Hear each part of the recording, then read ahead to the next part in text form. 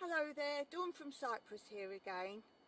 I thought today I'd do the follow-up video to the questions I answered that Josh from In Your Yard Homestead set for his collaboration in Australia. And I answered his questions as well. And I also, in that video, set some questions for anybody to answer who does homestead or frugal living. So let me know if you've done them, and then I'll put links to your videos. So here are the questions I asked in return that I thought I would answer for you as well. I wrote these some time ago, so I can't remember what I've put, so let's see. Question 1. How long have you been homesteading and or living a frugal life? Well, I've actually done quite a few videos on how I came to live in Cyprus, so I actually link those below.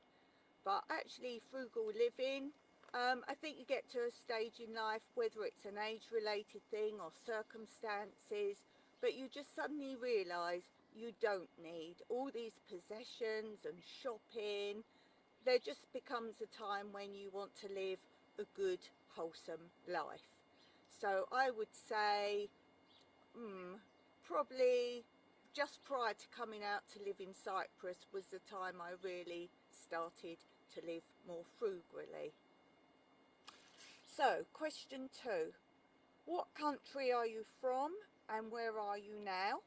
Plus, why did you choose the location where you are? Again, I've covered that a little bit about why we live here. We wanted a really rural life. I don't think you can live frugally very well to live in a big town and have all things going on around you, although it's not impossible. But if you want to live a very wholesome life, I think you have to live rurally. The country I came from was England, and where are you now? I'm in Cyprus. Question 3. If you could only grow one fruit and one vegetable, what would they be and why? Well, I think living how we do, living very frugally and on a very low budget, I would have to choose something that grows almost continually. Our broccoli grows very well, so that's something that's easy to grow. And also we have a big glut of artichokes every year, so perhaps that. But I think overall I would have to say olives, because we have 86 olive trees here and that does give us a tiny income, and it's once a year to go and pick them all. A hard job then, but the rest of the year they don't need much more. So I would say olives definitely for one. If I didn't have to consider being a reason that I've just stated, then what do I actually like the most? I think we do like our apricots pretty much, but they're only a small growing season. So, question 4. Give your one best tip for living a frugal life. My one best tip. Best tip for living a frugal life. I think you've got to be in it with whoever you're doing it with. My one best tip, just set yourself a budget of enough to feed yourself, and then anything else you want to do, then you've got to live frugally by having to source, salvage, recycle. So I think that will be my tip. Set yourself an absolute minimum budget, and also try and live off grid if that's possible, or as much as possible. So again, if you're starting from scratch, do look to actually changing a lot of your lifestyle. For example, not using your car or basic structures like this. Question 5. Give your one best tip for homestead living. Grow what you can grow in your area, so look into that properly. Share. So definitely share. So whether it be seeds or your crops, grow plants you can grow well and swap them with people who have started something else off.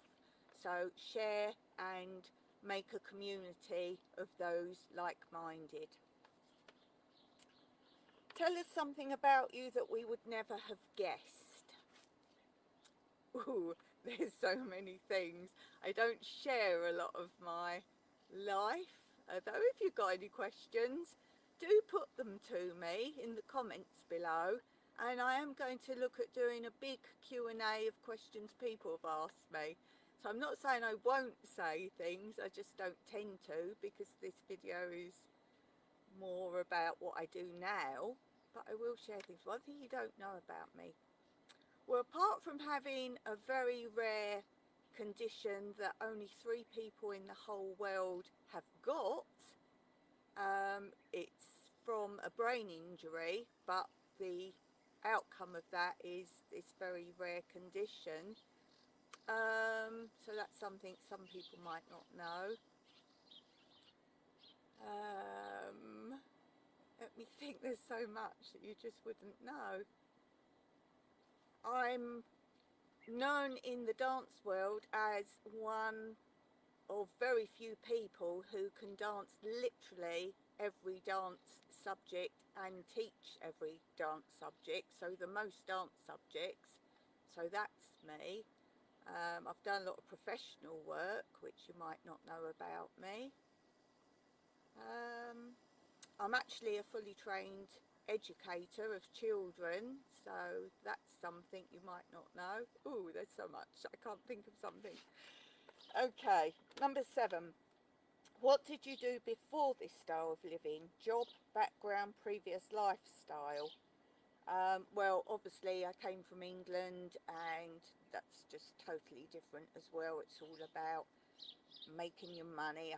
I had a lot of money, and in the end I just gave I had a dance school and I just gave it away. That was the start of my frugal time. I was giving up the life in England. I didn't want the big job and the big income anymore. I wanted to come and have this more traditional lifestyle. As you probably know on the news, England's just chaotic now with the silly laws, and it's just gone completely backwards as to what happens. I don't want to go into it politically, but it's become positive discrimination, let's say, and the normal people, as in worked hard, paid their taxes, they're very few and far between now. They've either left the country or they're having to pay for everything else and be shut in their houses and have all their rights taken away. Don't want to go into that. So that was basically previous lifestyle. I didn't have children, but I was paying taxes for children to be educated. I didn't have a car or drive. I was paying road taxes. I used public transport only, and that was getting ridiculously priced. So that's basically a whole background. As I say, I ran a massive dance school, and I also worked in education. So I worked in schools and nurseries and educated children and set them up for life. So, question 8, tell us about your style of growing methods and why you use that method of growing crops. Well, my main method now, as you probably may or may not know, I live on a mountainside. It's very rocky. There looks like earth around and ground, but you don't know when you dig whether the mountain is coming out right there or whether there is some soil there. It was like when we had our swimming pool built. We only wanted, I think it's 1.5 metres, the whole pool the same level. So we haven't got this silly shallow end and this rapid deep end. We've got it all one level.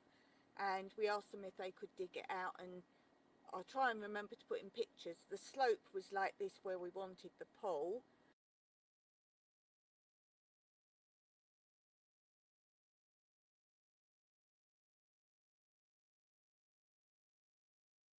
And we wanted it this whole area. So we said to them, well, can you dig it so it then becomes like this? And they said, well, we can try, because obviously this lower level was going to be up, if you like, so that depth would already be there. And they said, well, we can dig, but if we get to a point where it's just solid mountain, we won't be able to dig any further. So you'll still have to pay us for what we dug, and you'll be left with this weird half dug area. And I thought, well, I could always use it for growing. So we said, we'd dig, let's try. It was the perfect location for the pool. And they dug, and then they came up to us and they said, right, well, we've just hit solid mountain now, we can't dig anymore, we have to stop. So we came out, we all measured it up, and it was 1.5 metre depth.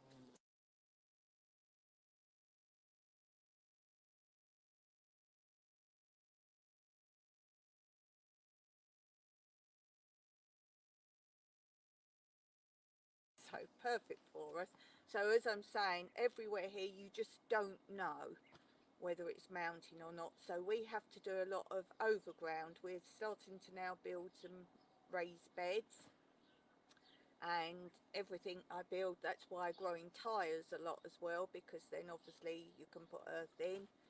So I decided to start doing hugelkultur beds. Now if you're not sure what they are, again I've got videos on those, and particularly one how to make one. Think of it like compost. You're building a pile of compost, but you put in the bottom a big tree trunk, and you really want one that's starting to deteriorate or rot.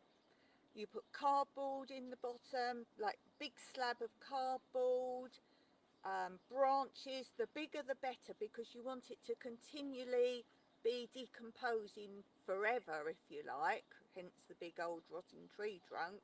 And you just pile it up, you'll see what else you put in, and then you put lots of straw in. You don't use earth. It's a good gardening concept for if you don't really have earth or good earth.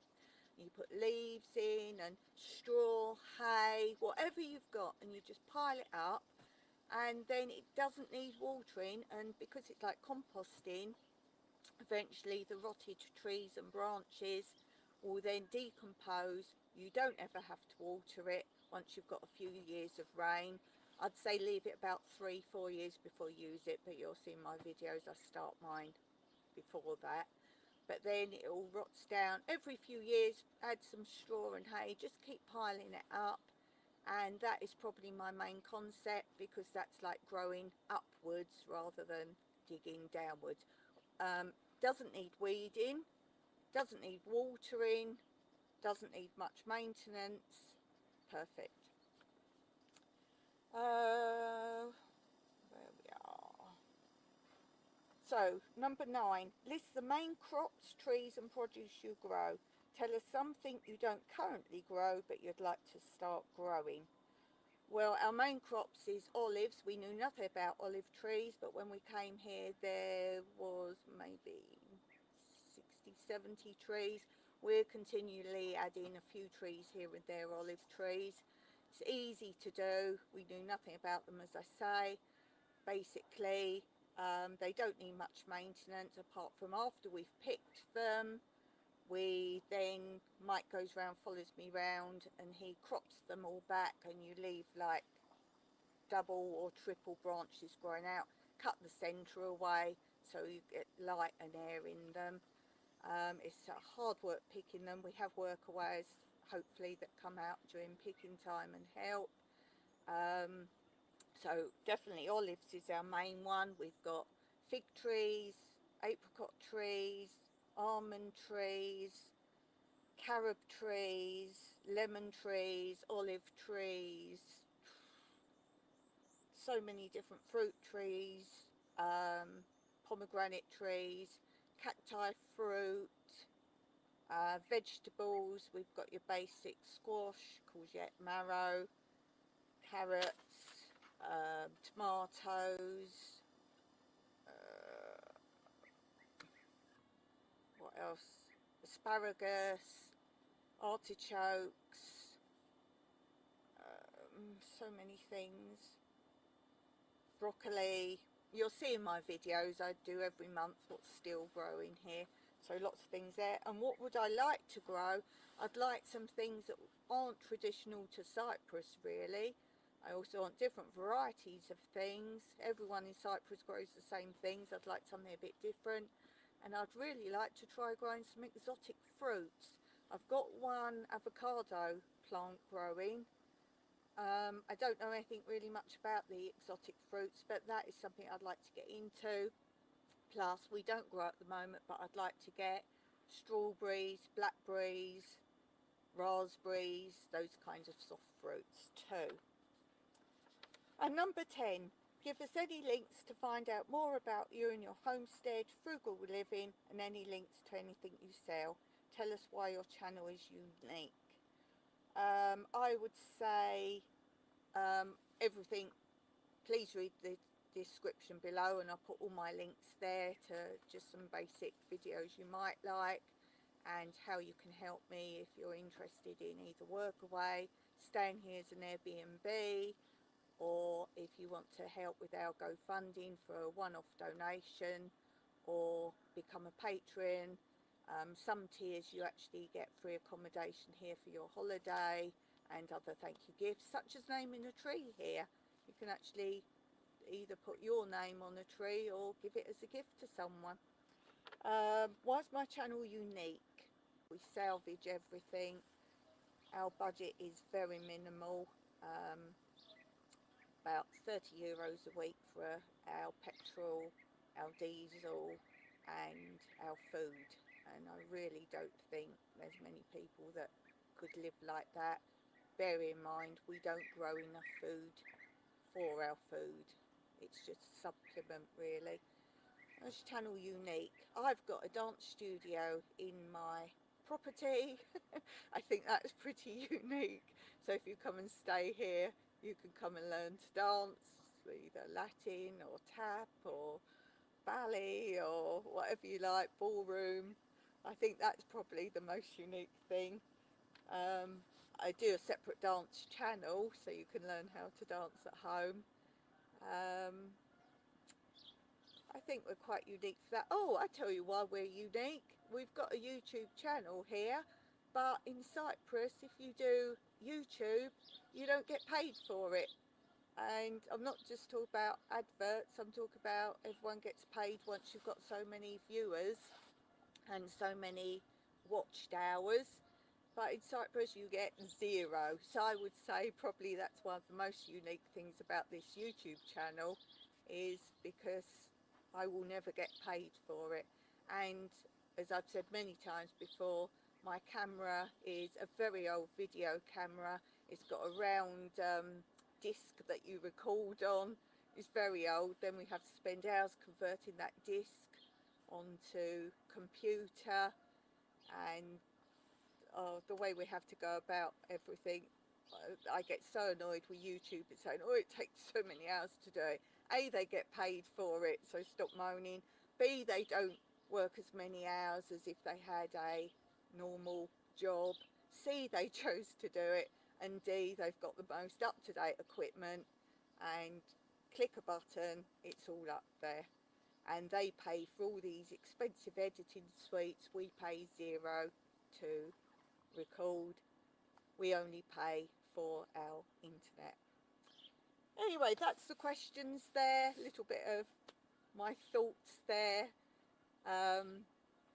One day I asked for subscribers. In case you're wondering, I don't get paid why I ask you to please subscribe and thumbs up. It's so I can see, first of all, how many people are actually out there watching my channel. There's a lot of people that view but don't subscribe. It costs nothing. It doesn't do anything. It just tells you when my next video's up, and it's feedback for me. And I'd like to at some point show YouTube how many viewers and subscribers and thumbs up I've got, which will give me more reason for them to explain why they don't give money for Cyprus. I think it's political. If you know about Cyprus, we are in the EU, we are a part of Europe, and for me it's total discrimination that they don't pay anything. So if you can please thumbs up and subscribe. I would like to get the right amount of viewing hours. The CEO refuses to answer any questions as to why they don't. So please thumbs up and subscribe. As I say, also the thumbs up show me that it's worth my time making these films for you. And thank you to all those that comment regularly. and I'd like to see more of you making communication. As I say, ask me questions. I will put them all together for a Q&A in the future. And as I say, when I get to a certain amount of subscribers, let's go for 1,000, let's really get out there, I will then tell you why at the end of a lot of my videos I say Meraki. It doesn't mean goodbye or good luck or see you or anything like that. It's actually a phrase, it's a separate phrase, and it means something very specific and very appropriate for my channel. You probably have trouble looking it up because, as I say, it's a phrase from Cyprus. But let's say when I get 1,000 subscribers, I'm going to tell you why I say Meraki at the end. It's to do with the lifestyle. So, thank you, Josh, for In Your Yard Homestead, for giving me the idea to do these videos. I'll put a link below to Josh's channel, really worth watching. I would say jump on straight away. I can't remember what it's called. I'll try and link it. It's a video he did. He was his mum's doing gardening in this video, and you'll just see the huge variety of stuff he grows and how good he is at growing. And then I would say jump into his more recent ones, where he's now living in a new location and starting from absolute scratch again, growing. It's amazing, absolutely amazing. So check out Josh's channel, In Your Yard Homestead, In Your Yard Homestead, and I'll put other links below for my channel, other things you might like. So until next time, comment below, and until next week, Meraki.